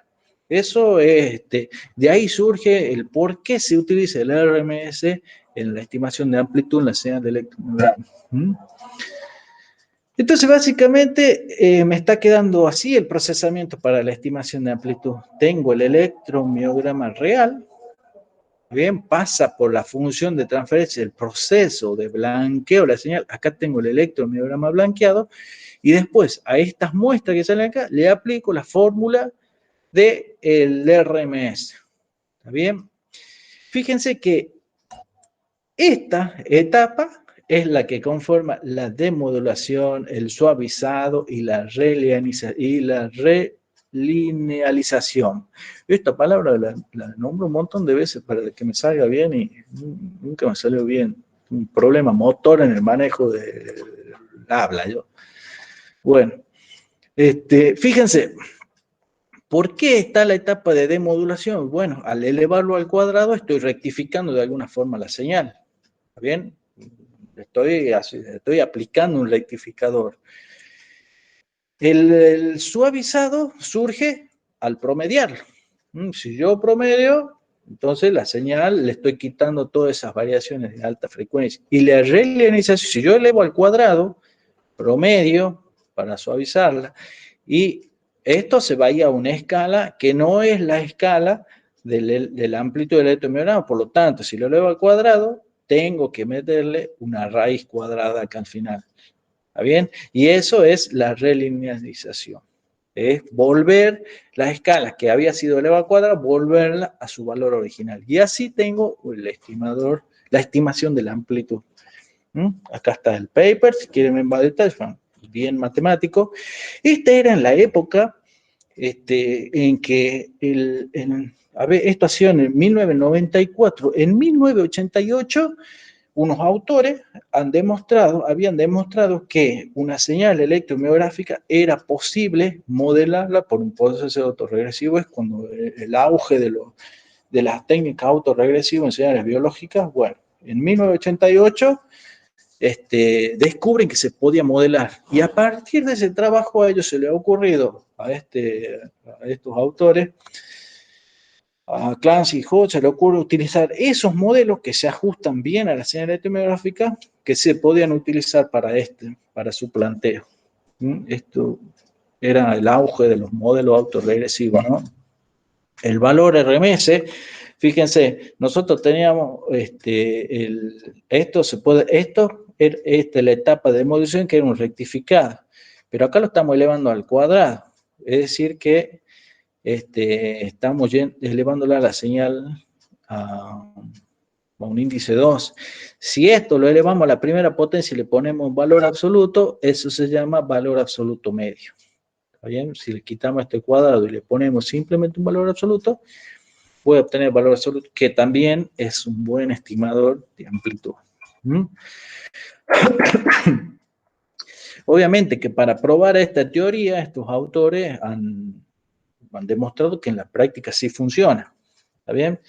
Ellos han registrado una contracción isométrica, isotónica y todo el rollo ese. Le han hecho una estimación espectral usando un método de periodograma, un método de DFT, por ejemplo, y se obtiene este espectro de potencia, que es lo que está acá en esta forma, ¿no? Después, a esta señal la han modelado, le han aplicado un modelo autorregresivo de orden 4. Este vendría a ser el procedimiento de blanqueo, ¿no? Le aplican un modelo autorregresivo, obtienen los 4 parámetros, y a partir de esos 4 parámetros, ya saben ustedes que un modelo autorregresivo es un buen estimador de la respuesta en frecuencia. Entonces, cuando grafican la respuesta en frecuencia, le da esta forma suavizada. ¿Está bien? Este es el espectro en potencia estimado a través de un modelo AR. Bien, cuando yo doy vuelta y veo la función, la respuesta en frecuencia de la medio móvil, o sea, este es el h a la menos 1, la respuesta en frecuencia tiene esta forma. ¿Está bien? Y está caracterizado por estos coeficientes, A1, A2, que esto, ¿qué filtro viene a ser? Es un filtro FIR, que si yo le aplico un impulso a ese filtro FIR, obtengo esta respuesta temporal. ¿Recuerdan de lo que del profesor Gabriel? Acá estamos enganchando todo. ¿Está bien? Y si se nos olvida lo que decía el profesor Gabriel, hay que repasar, lamentablemente. No, esto lo enseñaba yo, no el profesor Gabriel, ¿cierto? Bueno. Acá está la respuesta temporal. ¿Está bien? Acá está el 1, que siempre es la respuesta de la muestra actual, el A1, el A2, el A3 y el A4. Bueno, como ejemplo, ese es el procedimiento de Wine. Después hago pasar la señal original por ese filtro. Ejemplo, acá tengo una señal electromiográfica. Este es el torque. Digamos, esto es un segmento de 1 segundo. ¿Está bien? Un segmento de 1 segundo. Y todo el experimento ha sido realizado en un tiempo total de 5 segundos. Entonces, en un intervalo de 1 segundo, la señal se ve de esta forma. ¿Está bien? Esto es el torque medido con un aparato. ¿Está bien? Puede ser la actividad del músculo flexor y el torque es medido con un sensor de prensión. Esta señal tiene una determinada relación señal-ruido. Si a esta señal, así cruda como está, yo le aplico, tomo segmentos de 245 milisegundos y le aplico la fórmula del RMS, ¿está bien? Y me voy y hago una venta, acá calculo un RMS, corro una muestra, calculo otro RMS, corro una muestra, calculo todo en segmento de 245 milisegundos. Lo que obtengo es una curva, le aplico esta formulita de RMS, lo que obtengo es una curva de esta forma. Esta es la estimación de amplitud de haberle aplicado a la señal cruda, o sea, sin el proceso de weighting, de blanqueo, aplica el RMS. Fíjense que tiene esta variación de amplitud a lo largo de los 5 segundos. ¿Bien? Ahora, si yo le aplico el procedimiento de weighting, fíjense que cómo se reduce la variabilidad de esta estimación de amplitud a comparación de esta. ¿Bien? Acá tengo una relación señal-ruido de 12,3 y acá tengo una relación ruido de 21,0. O sea, hay una mejora del 71% en la estimación de esa amplitud. ¿Por qué puedo comparar esa estimación de amplitud? Porque yo conozco la forma de onda original. Esto es, para encontrar este parámetro hay que hacer una especie de correlación entre esto y esto. Este procedimiento de estimar la amplitud en segmentos y ir haciendo esto se llama moving average, que eso lo vimos también en procesamiento, ¿no? Bien. Perfecto. Bueno. Otro estimado, después de esto, después de este trabajo que ha hecho el Boone, se han empezado a implementar otros estimadores de amplitud, como la integral del EMG, hay un estimador de amplitud modificado, hay dos, está la varianza, la forma de onda de la señal, etcétera. Por ejemplo, esta integral es simplemente la integral de la señal de EMG ya es un estimador de amplitud, ¿está bien? En este caso hace la sumatoria del valor absoluto de las muestras. Esto es una modificada, ¿está bien? Esto multiplica el valor absoluto, o sea, rectifico la señal y multiplico el valor absoluto de la muestra por un peso. Ese peso puede ser 1, 0,5, dependiendo este rango. Y así. Hay un montón de la formulación de todos estos estimadores de amplitud lo pueden encontrar en este trabajo. Es una revisión 2013. Bien, las aplicaciones de este procedimiento de estimaciones de amplitud son muchísimas. Es muy importante esta estimación de amplitud. En el control bioeléctrico de prótesis de miembros se siguen usando, lo ha propuesto por primera vez Scott y Parker en el 88. Actualmente se siguen utilizando estos procedimientos. También sirven para estudiar la coordinación muscular y los intervalos de activación, para hacer análisis de sinergia. Acuérdense que la coordinación muscular generalmente es estimada, se establece un umbral y se dice, ¿hay activación o no hay activación? Bueno, pero antes de hacer una detección de umbral hay que detectarle la estimación de la forma, de la amplitud de la señal. Se siguen usando para esto, ¿no? Como indicador de reclutamiento de unidades motoras en estudio de fatiga, se ha propuesto por primera vez en el 90 y se sigue utilizando hoy en día para lo mismo, ¿no? Acá están las referencias de estos trabajos que son aplicaciones de esta técnica. En toda esta van a haber aplicado el método. Vamos a la estimación de características espectrales. Bueno, ¿cómo estamos de tiempo, chicos? 12:46. Se me ha hecho re larga la clase, no, vamos. No demos ningún descanso, sigamos. Sí, claro. A ver. Para la estimación de las características espectrales, frecuentemente se utiliza, esto es lo clásico, método del periodograma y método paramétrico autorregresivo. Estos son los dos más utilizados, y los resultados de uno u otro ya han demostrado los autores que no hay diferencia sustancial en la estimación del espectro. Entonces, tenemos la señal de electromiograma, se le realiza una estimación espectral, periodograma, autorregresivo, se puede utilizar otros también. Ojo, siempre que se hace una estimación espectral con estos procedimientos, el segmento que yo le aplique esta técnica tiene que ser estacionario en sentido amplio. Tiene que tener su grado de estacionariedad. A partir de esto, se obtiene un espectro que tiene un ancho de banda que ya sabemos cuál es, ¿no? Bien. De este espectro generalmente no utilizamos la forma del espectro para hacer inferencias sobre el contenido espectral de la señal. Generalmente se utiliza, por ejemplo, la frecuencia fundamental de ese espectro para comparar una situación de otra. Se puede utilizar la frecuencia media, la mediana. Se puede utilizar la frecuencia media. Estas y así como muchas otras, son las características espectrales de la señal de EMG. Así son conocidas, ¿no?, en la jerga de procesamiento. Bueno, la pregunta es, perfecto, el espectro lo puedo estimar, ya sé cómo estimarlo, ya lo he visto en las próximas clases, listo, pasamos a otro tema. No, hay que saber qué es lo que me está proporcionando ese espectro en frecuencia, qué información fisiológica, funcional proporciona ese espectro, ¿no?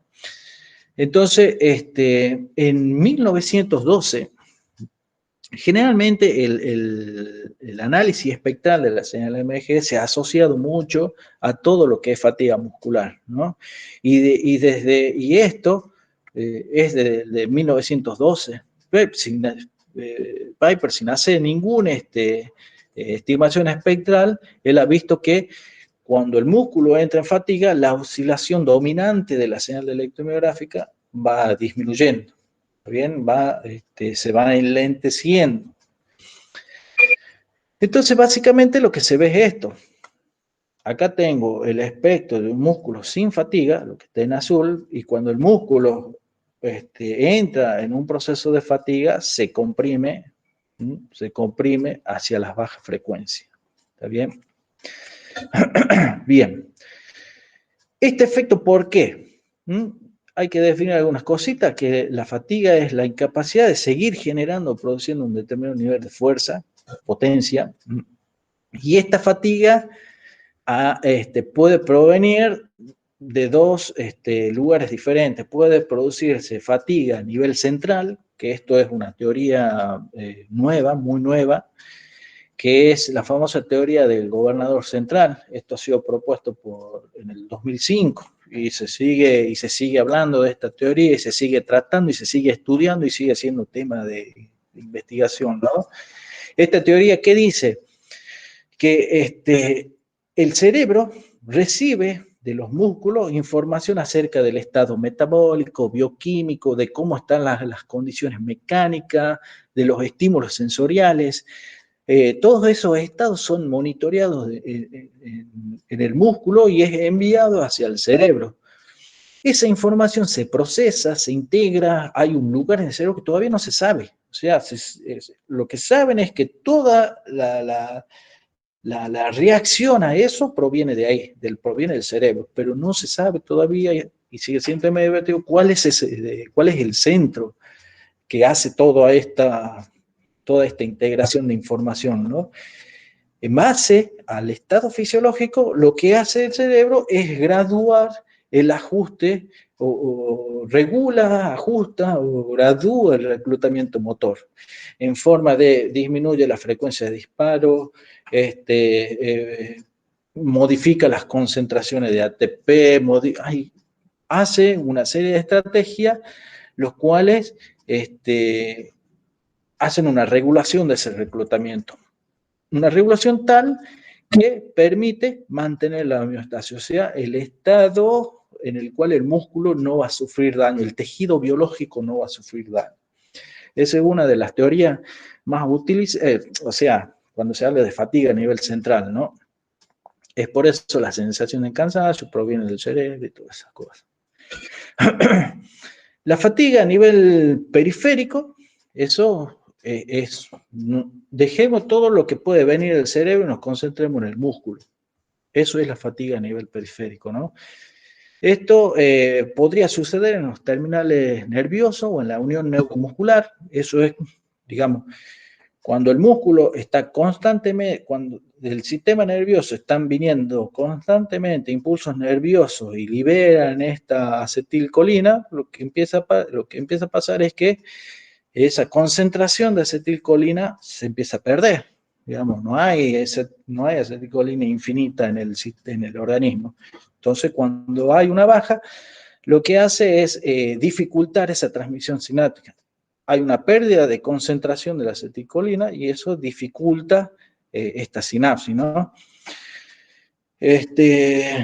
Bien, entonces que los potenciales que vienen de arriba hacia el músculo ya no es transmitida esa información, por lo tanto, no hay activación muscular. Bien. Esto podría también suceder debido a una disminución de energía, pero hablamos de la energía necesaria para hacer el ATP que es el principal, es el trifosfato que me permite, que desencadena el mecanismo de concentración, del mecanismo de contracción en la fibra.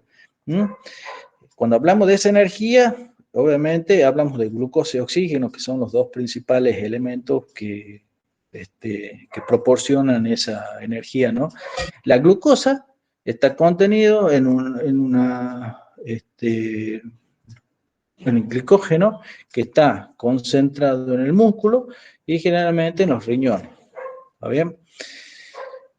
Ante muchas concentraciones, obviamente va habiendo gasto de energía, se va perdiendo concentraciones de glucosa y eso hace de que ya no genere el suficiente ATP, por lo tanto las concentraciones se vean dificultadas, ¿no? Y el oxígeno es la que se encuentra en sangre, el oxígeno no es infinito, está bien, se desgasta y comienza a haber dificultades en la generación de la contracción. El ATP, que es el encargado, el ATP es el que dispone, es el que permite desencadenar el mecanismo de contracción en el músculo. El ATP viene a ser como la energía, es el que proporciona la energía para esa concentración. Cuando ese ATP es usado, se libera al medio, se libera al medio un fosfato y un ADP, ¿saben? Que son dos fosfatos que se liberan al medio circundante, digamos, ¿no? El calcio, que generalmente tiene que unirse a la troponina, el calcio cuando se une a la troponina, lo que hace la troponina es como darse vuelta y disponerse para que la cabeza de miosina se enganche y haga la fuerza. Bueno, lo que sucede es que cuando este ATP, cuando empieza a haber muchas contracciones, empiezan a haber muchas de estas liberaciones, este fosfato lo que hace es unirse a esta molécula de calcio, ¿está bien? Y cuando se une a la molécula de calcio, empieza a gastar esas moléculas de calcio que hay en el medio y lo que hace es que no puedan ser usadas, no hay nada para unirse a la troponina. Y bueno, o sea, esto dificulta el trabajo del calcio, en principio, ¿no? Y no permite que el trabajo de concentración se concrete. El potasio también es un factor bien importante, es un estado fisiológico, tras procesos de contracciones continuas, entra mucho calcio, digamos, hay los canales de calcio que están en el medio extracelular, empiezan a entrar, hay muchos requerimientos de calcio, pero como están abiertos, muchas de esas compuertas generalmente son de calcio y potasio, entonces está mucho tiempo abierta y algo de ese potasio sale al exterior, algo de ese potasio, ¿no? Esto hace cuando empieza a haber una concentración importante de ese calcio, acuérdense que entre el calcio y el potasio son los que genera los potenciales de membrana. Si hay otra concentración si empieza a cambiar esa concentración de calcio, va a cambiar ese potencial de membrana y eso va a dificultar la generación de potenciales de acción. ¿Por qué? Porque el umbral que desencadena el potencial de acción por ahí empieza a crecer. ¿Está bien? Entonces comienza a no desencadenarse esos potenciales de acción. Y después está la liberación del ácido láctico, que es, no lo voy a comentar porque tiene una discusión si influyen o no. Lo que dicen los últimos trabajos es que no tiene mucha influencia en la característica de fuerza de la señal, del mecanismo de contracción.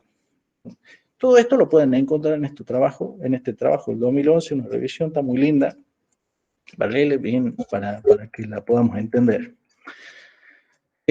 Bueno, todo esto, los cambios bioquímicos dentro y alrededor, acá estamos viendo únicamente la fisiología, la base fisiológica de lo que produce la fatiga. Bueno, todos estos cambios bioquímicos que suceden adentro, alrededor de la fibra, lo que hacen es disminuir la velocidad de propagación de los potenciales de acción a lo largo del sarcolema. Hay una concentración de otras cosas y terminan afectando la velocidad de propagación de esos.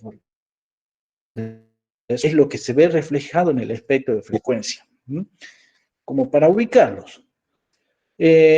¿Por qué la velocidad de conducción de las fibras musculares? Esto es la relación entre estas dos. Fíjense, este diagramita era la forma en que este potencial que tiene una forma monopolar se convertía en una forma bipolar cuando hacíamos un registro diferencial. ¿Se acuerdan esto? Lo vimos en la instrumentación 1, ¿no? Fíjense que si la velocidad, acá el potencial de acción, el potencial de la unidad motora se está propagando a una determinada velocidad. ¿Está bien? Se mueve de esta forma y genera esta forma de onda aproximadamente. Ahora, si aumenta la velocidad de ese potencial, ¿qué va a pasar? Estos tiempos, T1, el tiempo de T2 a T3, de T3 a T4, se empieza a comprimir, o sea, esos tiempos empiezan a ser más pequeños. Entonces, ¿qué va a pasar? Esta componente que tiene una frecuencia sufre una compresión, ¿está bien? O sea, está generando componentes de más alta frecuencia. Y ahí estamos viendo la relación entre la velocidad de conducción y el espectro. Fíjense cómo está conformado el potencial de unidad motora, este de simple fibra. El potencial de unidad motora, el MOAPS, está constituido por potenciales de acción que tienen una un determinado contenido espectral. Si la velocidad de conducción aumenta, estos son de más alta frecuencia. ¿Está bien? Por lo tanto, el MOAPS resultante va a contener contendrá componentes de alta frecuencia, o sea, se va a convertir en una onda más rápida. ¿Está bien? Es más, si los MOAPs, el electromiograma, acuérdense que era la sumatoria de muchas unidades, motoras. Si aparte esas unidades motoras tienen un alto contenido en frecuencia, ¿qué va a pasar? El electromiograma va a tener componentes de alta frecuencia. Acá, el espectro, fíjense que no está, la frecuencia de disparo de estos MOAP generalmente están en el rango de 3 a 15 Hz, de 3 a 10 Hz, dicen algunos trabajos, 15 Hz es un poco exagerado, Pero la frecuencia de disparo de estos no está afectando al contenido espectral. Fíjense que está muy bajito. Entonces, ¿qué es? El contenido espectral está dado principalmente por la forma y cómo se sincronizan estas unidades motoras. ¿Está bien? Entonces, si estas unidades motoras son bien puntiagudas, va a tener un contenido de frecuencia bien alto. Esto vendría a ser el por qué la velocidad de conducción está relacionada con ese espectro en potencia, ¿no? Las bases teóricas para la interpretación del espectro, de superficie y la comprensión de los factores que influyen sobre todo están descritos en este trabajo. En 1977 se han propuesto toda esta teoría y cómo está relacionado la velocidad de conducción con el espectro de frecuencia. Acá están los papers, los trabajos son muy matemáticos, son tan durísimos de entenderlo. Entonces he recurrido a la famosa visualización general del paper y deducción. Después con paper más nuevo uno va verificando esa teoría, ¿no? Pero son muy matemáticos. Bueno, en 1992 en este trabajo ya venían demostrando desde 1977, lo que decían era, hay una correlación directa entre por ejemplo, la frecuencia media que hemos visto anteriormente, con la velocidad de conducción. Eso era evaluado en rangos de 30 a 100 Hz y hay una relación lineal. Este autor, digamos, demuestra que esa correlación no es lineal, digamos, es como una relación en forma polinómica, hay un ajuste polinómico de los datos, ¿no? Estas curvas las pueden encontrar en este trabajo, está muy lindo, digamos, porque acá habla también de desórdenes y también habla del estado en fatiga, ¿no? Bueno, entonces, lo que podemos decir es que, bien, o sea, si durante la fatiga hay una compresión del espectro, es decir, la frecuencia media baja, eso quiere decir que la velocidad de conducción también baja. Entonces, uno se pone a pensar y dice, ¿por qué las técnicas actuales no utilizan la velocidad de conducción como indicador de fatiga? Y utilizan la frecuencia media. Bueno, y ahí han salido estas cosas. Se ha demostrado que la fatiga incrementa el reclutamiento de unidades motoras. Este es uno de los motivos, ¿no? Y es uno de los motivos por el cual, lo que yo te decía, Anita, que los árbitros pueden buscar este tipo de explicaciones, porque hay una compresión del espectro. Te doy un ejemplo. Unos autores han demostrado que la fatiga incrementa el reclutamiento de unidades motoras grandes. Las unidades motoras grandes se diferencian de las más chicas porque las más grandes generalmente se activan a frecuencias más lentas, o sea, se activan más espaciadas. Las unidades motoras más chicas tienen la característica que se activan más seguidas, son como contracciones más finas que hace el sistema motor, ¿no? Entonces, pero en fatiga se ha demostrado que, aparte de reclutar las más grandes, que tienen una componente de frecuencia más lenta, empieza a sincronizar las más pequeñas. O sea, las unidades motoras que son más chiquitas como que se sincronizan. Es un efecto fisiológico. Esto hace que esas unidades motoras que proporcionan, las unidades chiquitas proporcionan componentes de frecuencias altos.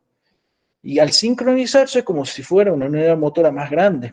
Entonces, esto hace como que el sistema se vea como que únicamente hay unidades motoras grandes.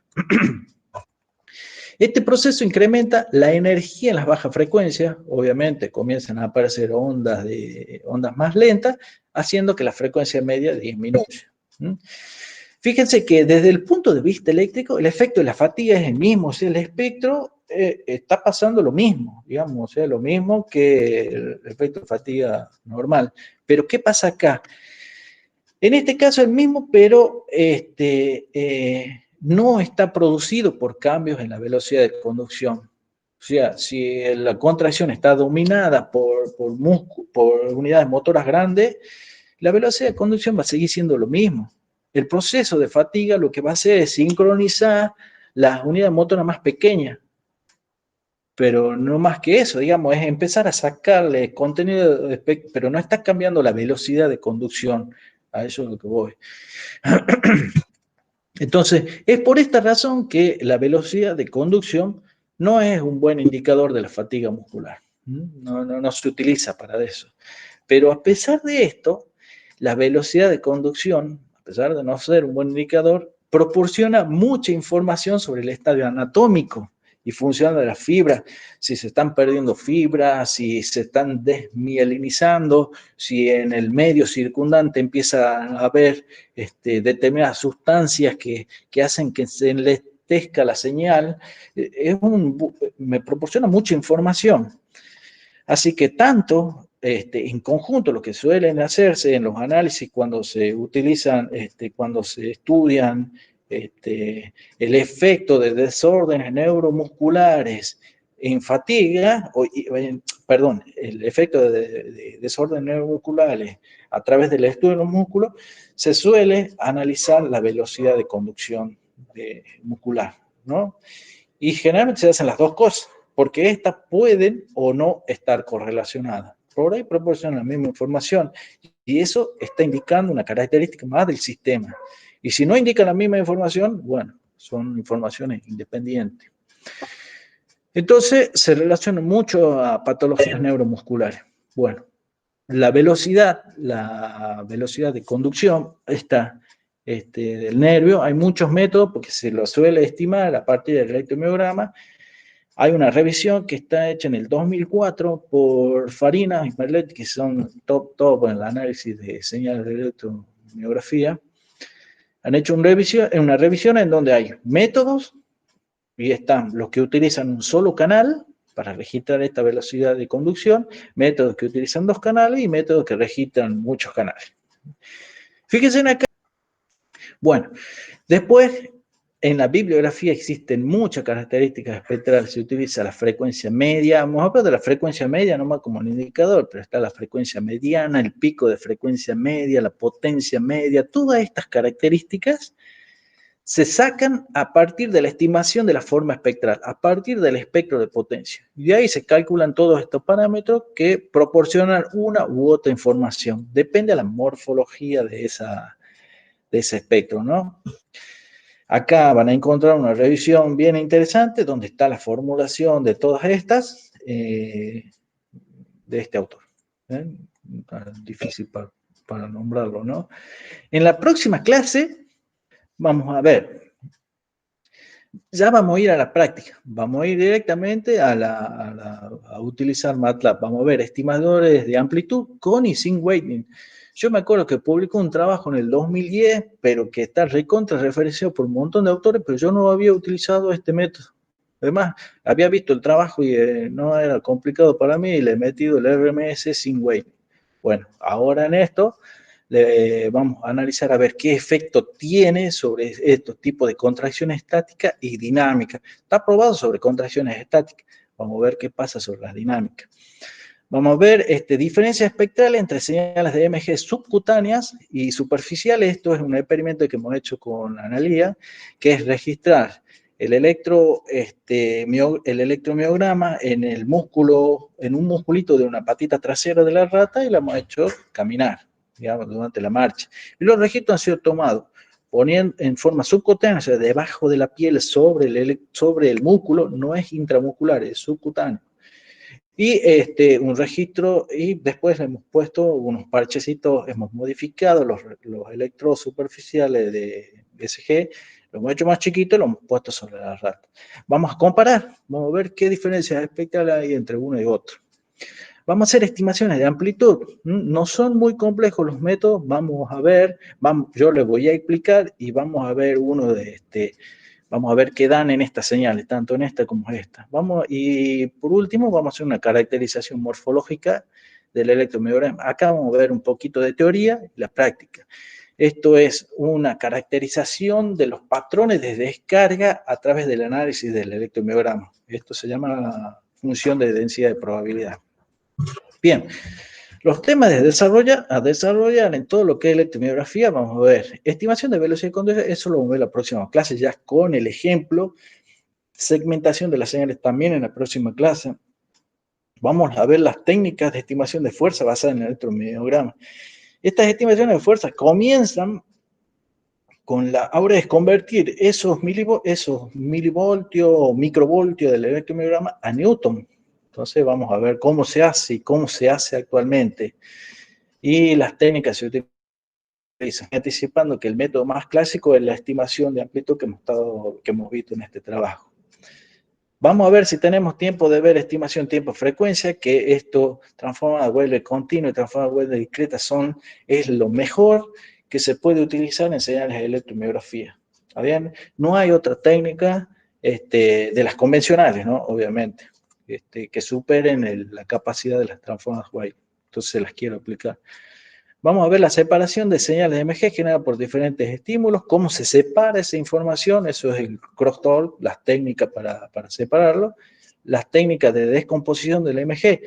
Esto es, a partir del electromiograma, encontrar el patrón de MUAPS de los potenciales que en su conjunto conforman esa señal de electromiograma. Vamos a ver las técnicas, vamos a revisar algunas técnicas, que es una de las tesinas también que tiene que desarrollar uno de ustedes. Y por último, si queda tiempo, sinergia muscular. ¿Bien? En su tesina de graduación, por ejemplo, Pablo Feldman va a tener que hacer estudios de sinergia muscular. No vamos a ir a señal cerebral, pero sí en el músculo, a ver esos patrones, si se diferencian en la ejecución de una nota u otra. Bien, bueno, muy bien, chicos, eso es todo por la clase de hoy. Re larga la clase. Bien.